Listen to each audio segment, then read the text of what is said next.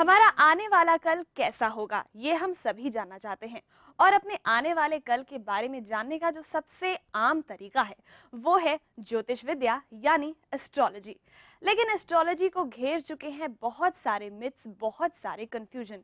हम भी परेशान रहते हैं कि किस बात पर भरोसा करें और किस बात पर भरोसा ना करें। इसीलिए प्रज्ञा के जरिए हर शनिवार सुबह 8:30 बजे हम आपके लिए लेकर आएंगे तथास्तु, जिसमें बात करेंगे एस्ट्रोलॉजी की, जिसमें बात करेंगे एस्ट्रोलॉजी के मिथ्स की। और इन मिथ्स को क्लियर करने में हमारी मदद करेंगी हमारी खास मेहमान आभा शर्मा। आभा जी, बहुत बहुत स्वागत है। नमस्ते, थैंक यू। तथास्तु देख रहे हैं आप, आभा जी बनी हुई हैं। आप भी फोन कर सकते हैं, जान सकते हैं एस्ट्रोलॉजी के मिथ्स के बारे में। लेकिन ऐसा नहीं है कि हम आपको आपका भविष्य बताएंगे नहीं, आपका भविष्य आप तक जरूर पहुंचेगा। लेकिन उसके लिए आपको हमें करना होगा एसएमएस 560068 पर। हमें एसएमएस कीजिए अपना time of birth, place of birth और डेट ऑफ बर्थ अपने पूरे नाम के साथ। और अगले हफ्ते इसी समय हम आपको भविष्य के बारे में आपके जो सवाल हैं उनके जवाब देंगे। फिलहाल हम दूर करेंगे एस्ट्रोलॉजी से जुड़े मिथ्स, इसलिए आप हमें फोन कर सकते हैं 0120399111 पर। फोन कीजिए हमें और जानिए कि एस्ट्रोलॉजी में क्या मिथ है और क्या सच है। फिलहाल आभा जी, सवाल ये है कि एस्ट्रोलॉजी वाकई में है क्या? भ्रम है, विज्ञान है, क्या है? देखिए, ज्योतिष के आलोचकों को सबसे पहले मात दी गई इन the court of law, Andhra high court में और मद्रास हाई कोर्ट में, जहां प्रिलिमिनरी ग्राउंड पे ही इनका जो पिटीशन थी वो खारिज कर दी गई। जी। उसके बाद सुप्रीम कोर्ट में जब आंध्रा कोर्ट के पिटिशनर ने अप्लाई किया और ऑन द केस मेरिट पे उसको हियरिंग मिली, तो उच्चतम न्यायालय यानी सुप्रीम कोर्ट ने भी ज्योतिष के फेवर में डिसीजन दिया और ज्योतिषियों की विजय हुई और ज्योतिष के आलोचकों की हार हुई।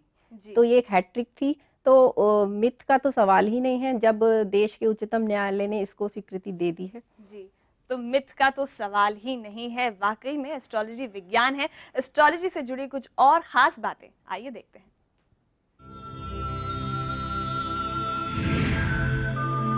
ज्योतिष शास्त्र की रचना महर्षि पराशर ने वृहत पराशर होरा शास्त्र में की।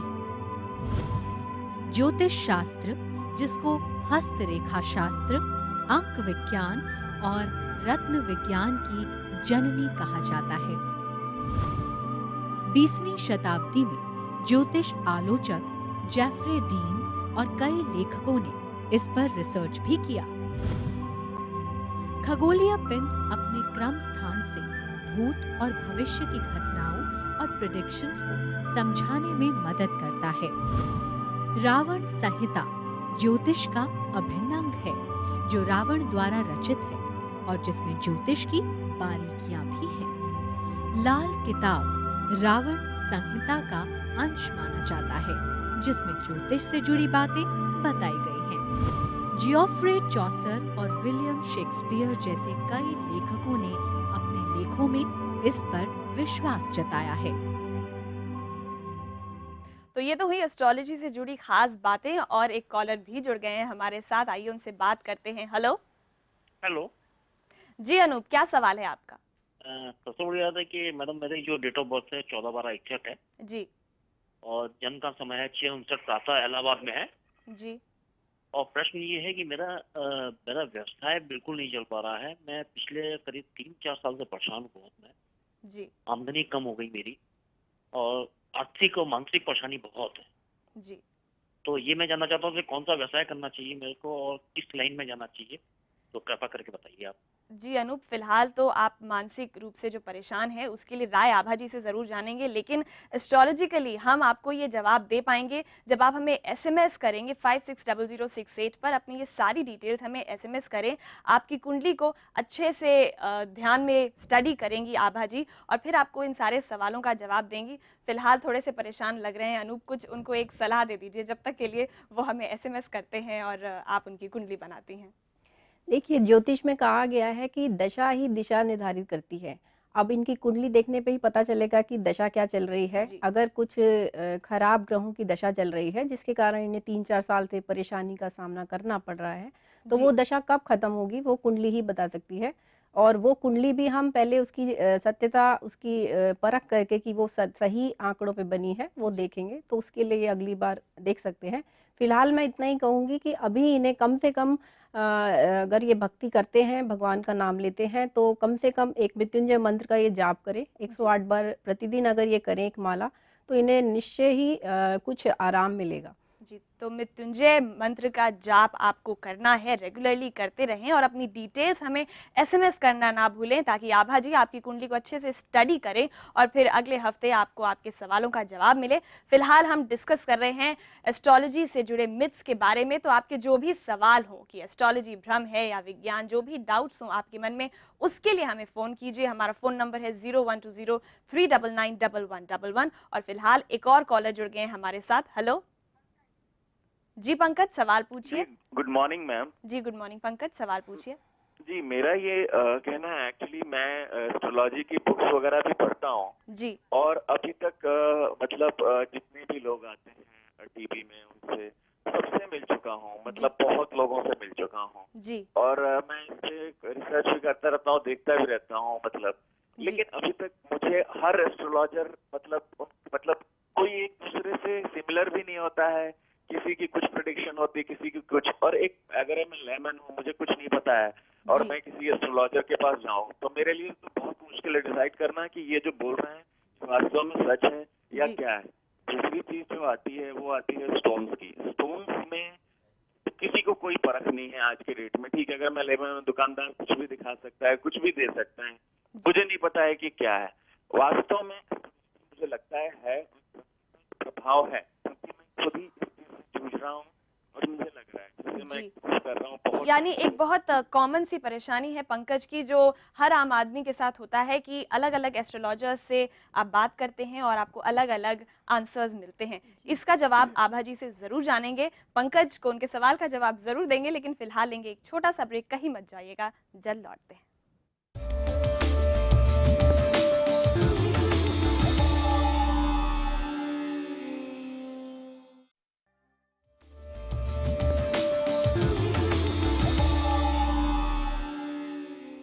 तथास्तु देख रहे हैं आप और हम बात कर रहे हैं एस्ट्रोलॉजी भ्रम या विज्ञान। ब्रेक पर जाने से पहले पंकज का सवाल हमने सुना था कि पंकज बहुत सारे एस्ट्रोलॉजर्स को कंसल्ट करते हैं और हर किसी से अलग अलग जवाब मिलता है। बहुत आम आदमी की कंफ्यूजन है ये, क्या जवाब देंगे आभा जी ने? देखिए, आज के ज़माने में अगर कोई भी 2 या 3 किताबें एस्ट्रोलॉजी की पढ़ लेता है और थोड़ा उसे कुछ समझ में आ जाता है थोड़ा, जी। तो वो सोचते हैं कि उन्होंने ज्योतिष पढ़ लिया। तो ये गलत है। अगर कोई भी गली में एक बोर्ड लगा लेता है और बोलता है कि मैंने ज्योतिष का पर्याप्त अध्ययन किया है, जबकि ज्योतिष इतना विस्तृत विषय है कि इसके लिए सालों लग जाते हैं अध्ययन करने में। जी। और अगर उन्होंने कोई अच्छे इंस्टीट्यूट से उसकी परीक्षा पास नहीं करी है, जी। तो ऐसे ज्योतिषियों पे विश्वास करना ना केवल भ्रम है बल्कि एक बहुत बड़ा फ्रॉड है, बड़ा धोखा है। तो आम जनता से मेरी यही विनती है कि वो ऐसे एस्ट्रोलॉजर्स के पास ना जाएं, और ऐसे एस्ट्रोलॉजर्स का पता लगाने के लिए कि कौन कितना पढ़ा है कितना है, तो इसके लिए जो एस्ट्रोलॉजर या जो ज्योतिषी ऐसा कहते हैं कि विद इन 5 मिनट्स आप जब उनके जी। पास जाते हैं और वो कर्म कांड या रत्न वगैरह बता के आपसे पैसा ऐंठना चाहते हैं, तो आप समझ लीजिए कि ये ज्योतिष नहीं है, उनका उद्देश्य कुछ और है। जी, और इसीलिए यही जो इस कंफ्यूजन से पंकज रूबरू हुए हैं, इस कंफ्यूजन से आप दो चार ना हो, आपको अलग अलग एस्ट्रोलॉजर से अलग अलग जवाब ना मिले, इसीलिए हम हर शनिवार सुबह आपसे मिलेंगे। आप अपनी डिटेल्स हमें एसएमएस कीजिए और आपकी कुंडली को अच्छे से स्टडी करके आभा जी आपके सवालों का जवाब देंगी। फिलहाल अगले कॉलर जुड़ गए हैं। हेलो जी दीपक, सवाल पूछिए। हेलो, हाँ, गुड मॉर्निंग, आई एम दीपक। जी दीपक, आपके पीछे टीवी का वॉल्यूम बहुत तेज है, उसको काम कम कर कर देता हूँ। जी। हाँ, सवाल काम कर पूछिए। मेरा सवाल है, जी। मैं मेष राशि वाला हूँ। I want to know what will be my position in the next year. अगला साल कैसा चलेगा? जी दीपक, अगला साल आपका कैसा होगा ये आपको हम जरूर बताएंगे, लेकिन आप हमें एसएमएस कर दीजिए। हमारा एसएमएस नंबर है 560068 पर। आपकी जो कुंडली है उसको अच्छे से स्टडी करेंगी आभा जी। फिलहाल हम बात कर रहे हैं एस्ट्रोलॉजी के बारे में, एस्ट्रोलॉजी से जुड़े मिथ्स के बारे में। कहते हैं कि टाइम ऑफ बर्थ पता चल जाए, प्लेस ऑफ बर्थ और डेट ऑफ बर्थ पता चल जाए तो आराम से आने वाला भविष्य बताया जा सकता है। लेकिन टाइम ऑफ बर्थ भी तो कभी कभी गलत हो सकता है, कुछ 2-4 सेकंड की उसमें हेर फेर हो सकता है, तो ऐसे में क्या करना चाहिए? मैं आपको बताऊं कि टाइम ऑफ बर्थ काफ़ी हद तक गलत ही होते हैं। करीबन देखा गया है कि 90% कुंडलियों में टाइम ऑफ बर्थ गलत ही होता है। इसके जी पीछे ये कारण हो सकते हैं कि या तो बच्चे के जन्म के वक्त बच्चे का जन्म की तरफ ज़्यादा ध्यान था डॉक्टर का, क्योंकि माँ और बच्चे की सेफ्टी का ध्यान रखा जाता है। जी तो उसको रिकॉर्ड करने में, जन्म का वक्त रिकॉर्ड करने में गलती हो सकती है। दूसरे, अगर घड़ी ही 5 मिनट 10 मिनट आगे पीछे हो तो वो भी एक रीज़न हो सकता है। और तीसरे ये कि ज्योतिष में इस पर भी कंट्रोवर्सी है कि अल्टीमेटली टाइम ऑफ बर्थ है क्या। जब बच्चे ने जन्म लिया वो बर्थ है टाइम ऑफ बर्थ, या जब जब बच्चे की आवल नाल काटी गई, या जब बच्चे ने पहली आवाज़ निकाली या पहली सांस ली। जी तो ये भी रिसर्च का विषय है, क्योंकि कई 20 या 25 साल लग जाएंगे एक जी बच्चे के जन्म के बाद देखने में कि उसकी इवेंट्स लाइफ के किस टाइम ऑफ बर्थ से मैच होते हैं। जी, यानी ये भी फिलहाल है, लेकिन जैसे कि आभा जी ने बोला कि 90% टाइम्स टाइम ऑफ बर्थ जो है वो गलत होता है, लेकिन फिर भी एस्ट्रोलॉजी के जरिए इस सवाल को भी सुलझाया जा सकता है। अगले कॉलर जुड़ गए हैं हमारे साथ। Hello hello. क्या जी, सुनील बताइए। नमस्कार। जी नमस्कार। जैसे मैं आपका प्रोग्राम देख रहा हूँ अभी, जी तो इसमें कुछ चीज़ें जो मैं पूछना चाहता हूँ। जैसे हाँ कि हम बताइए। किसी डॉक्टर के पास जाते हैं जी तो उसकी एक क्वालिफिकेशन होती है, जी ठीक है, उसके बोर्ड पे उसकी एक क्वालिफिकेशन लिखी होती है। जी लेकिन ज्योतिष के मामले में ऐसी कोई क्वालिफिकेशन नहीं लिखी होती। हाँ भी वो किस ग्रेड का ज्योतिषी है, आचार्य है, पंडित है, जी कुछ नहीं मालूम। जी बेसिकली उसका कैसे पता करें, एक चीज। हम्म सेकंड, क्या कोई अगर भविष्य बात बताए, भविष्य गलत बताए, तो उस पे हम लीगली या ह्यूमन राइट्स के थ्रू कुछ क्लेम कर सकते हैं, जी ठीक है। और थर्ड, कि जी आप यहाँ पे भविष्य बताएंगे हमारा, तो हम आप पे कितना फेथ करें कि आप भी उस कैटेगरी में हैं, जी लोअर और अपर, किस किस कैटेगरी के आप हैं जो आप हमारा विषय बताएंगे, जी। प्लीज। तो सुनील, जहां तक फेथ की बात है, इसीलिए हम आपसे 1 हफ्ते का समय मांग रहे हैं कि अपनी डिटेल्स एसएमएस करें, ताकि उस 1 हफ्ते में अच्छी तरह से आपकी कुंडली को स्टडी करके, क्योंकि हम भी चाहते हैं कि आप तक सही जवाब पहुंचे, आपके सवालों का जो सही जवाब है वो आप तक हम पहुंचाएं। इसीलिए वो 1 हफ्ता हम लेंगे आपकी कुंडली को अच्छे से स्टडी करने के लिए, और जब आपको सही जवाब मिलेगा तो आपका फेथ हमारे ऊपर समय के साथ बनेगा ही बनेगा। फिलहाल जो इनका पहला सवाल था जी। कि डॉक्टर्स का क्वालिफिकेशन उनके बोर्ड पर होता है, एस्ट्रोलॉजर्स का क्वालिफिकेशन कैसे पता लगाएं? एस्ट्रोलॉजर्स का जिनका नहीं लिखा है बोर्ड पर, या उन्होंने उसका प्रमोट उसको पब्लिसिटी नहीं किया है, तो ऐसे में जो लोग जाते हैं उन ज्योतिषियों से पूछ सकते हैं कि वो उनका क्या है, दे हैव द राइट। और अगर उनकी गलत प्रिडिक्शन मिलती है, जी तो अब ये बात है कि जो भी गलियों में या जहाँ भी ज्योतिषी बैठे हैं वो सब वर्बल प्रिडिक्शन देते हैं, वो जी राइटिंग में कोई प्रिडिक्शन नहीं देते हैं। और अगर आप लीगली उनके अगेंस्ट एक्शन लेना चाहते हैं गलत भविष्यवाणी होने पे, तो आपके पास एक प्रूफ होना बहुत ज़रूरी है। In the court of law you have to produce proof. जी तो प्रूफ के लिए अगर आप, आजकल वेबसाइट्स भी शुरू हो गई हैं और कुछ एस्ट्रोलॉजर राइटिंग में भी देते हैं प्रिडिक्शन, तो इस केस में आप अपना वो प्रूफ प्रोड्यूस कर सकते हैं। अब जी रही बात की हमारे प्रोग्राम की कि हमारा कितना लेवल है, जी तो देखिए, हर ज्योतिषी आपको बता सकता है कि वो कितना पढ़ा है, कितनी रिसर्च है, और उसकी जो रिकॉर्डेड प्रिडिक्शंस हैं आप उनको देखिए। हम्म कोई भी अच्छा ज्योतिषी जिसको अपनी ज्योतिष विद्या पर भरोसा है, वो अपना एविडेंसेस या प्रूफ्स अपने साथ रखेगा जी और वो आपको दिखा सकता है, और उसको उसके साथ फीडबैक है। जैसे मेरा है, मैं वेदांग ज्योतिष की मैं ज्योतिषाचार्य हूँ, तो मेरे पास पिछले 3 साल का रिकॉर्डेड फीडबैक है, जिसमें मेरे पास ये ज़रूर है कि कुछ फीडबैक गलत नेगेटिव भी हैं जिसमें सही नहीं हुई, लेकिन मोर देन 80 to 90% हमारे फीडबैक सही हैं। और उसके पीछे कारण यही है कि हम लोग ज्योतिष विद्या के द्वारा भविष्यवाणी देने से पहले कुंडली की सत्यता जांचते हैं। कई बार हमारे पास, जैसे एक आपको मैं केस बताऊं कि एक 1.5 साल पहले एक व्यक्ति जिन्होंने बीटेक किया है और जिन्होंने अपनी 7 साल गवर्नमेंट जॉब करी और फिर 8 साल टीसीएस में भी उन्होंने काम किया, उनको नौकरी से निकाल दिया गया अभी जो इकोनॉमिक रिसेशन के चलते। 1-1.5 साल उन्हें हो गया था। उन्हें कई पंडितों ने भविष्यवाणी दी कि उनकी नौकरी जल्दी ही लग जाएगी, लेकिन फिर भी उनकी नौकरी नहीं लग रही थी।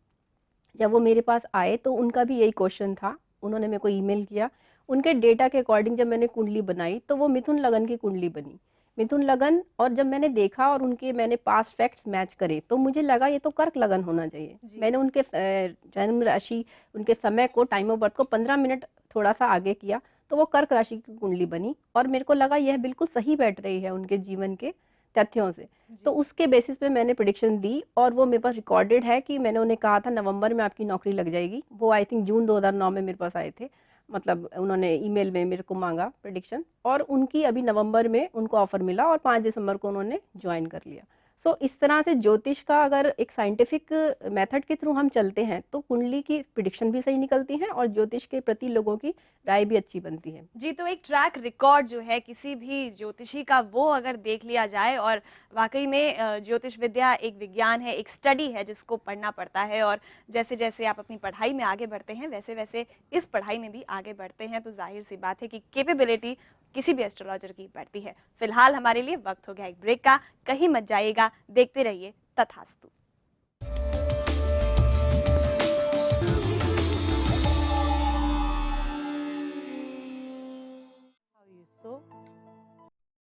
डॉक्टर न्यूटन और doctor Lakshmi past life regression की कला में माहिर, जो आपको बताएंगे आपकी ऊर्जाओं का सही इस्तेमाल।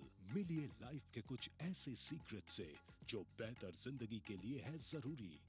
डॉक्टर न्यूटन और डॉक्टर लक्ष्मी के साथ सिर्फ प्रज्ञा पर, जो आपको मिलाए बेहतर आपसे।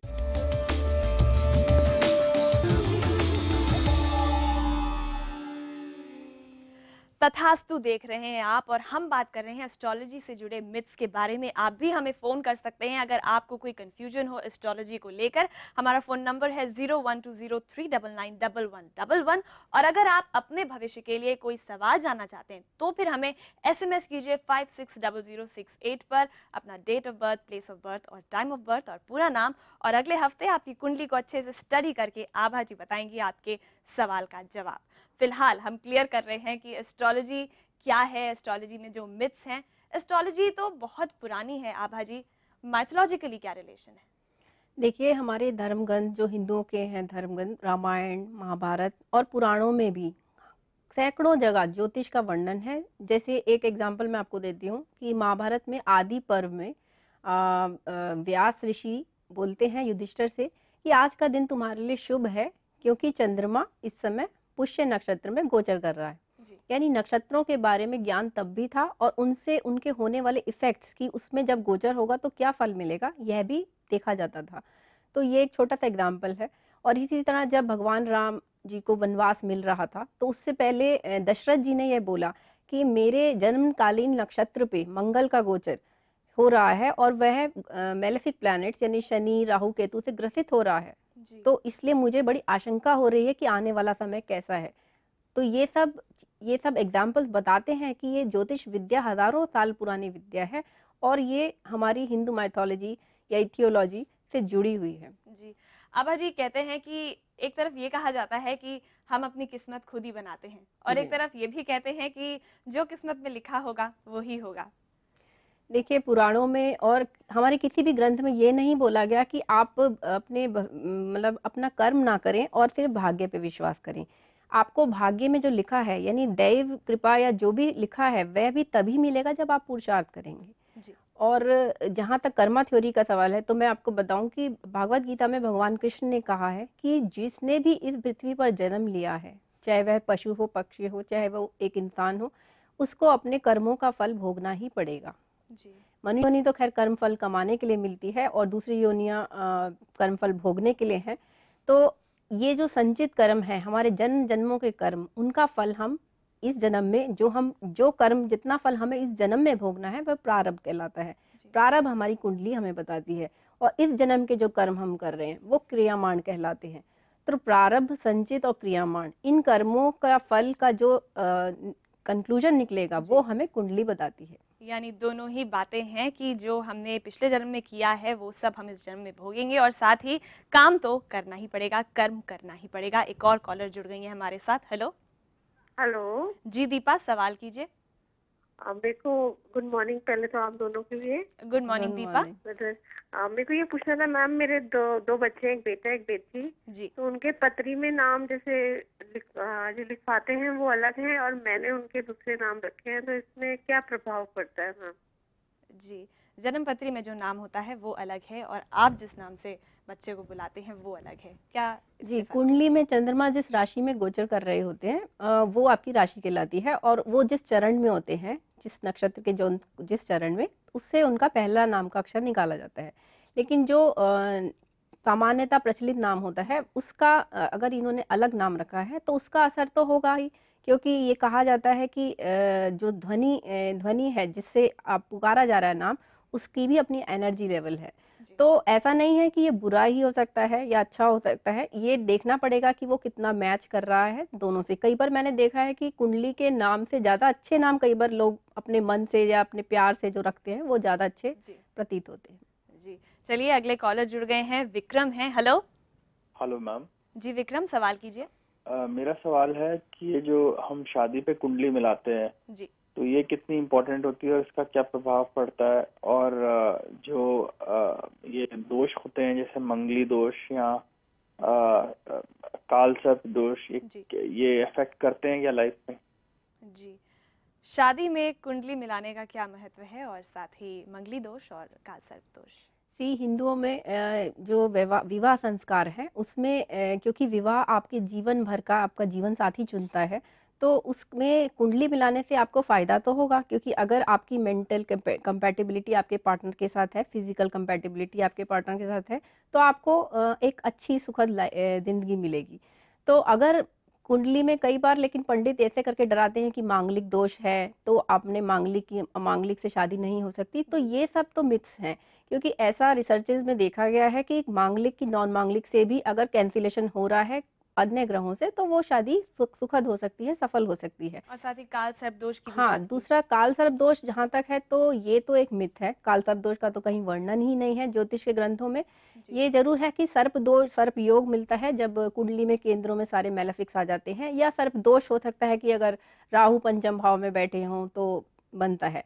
लेकिन इनके नाम से डरा के लोगों को पैसे ऐंठना ये बिल्कुल गलत प्रथा है, इसको रोकना चाहिए। जी, बहुत बहुत धन्यवाद आभा जी, आपने बहुत सारे हमारे कंफ्यूजन्स दूर किए। बहुत बहुत धन्यवाद यहाँ आने का और हमारे कॉलर्स का भी जवाब देने का।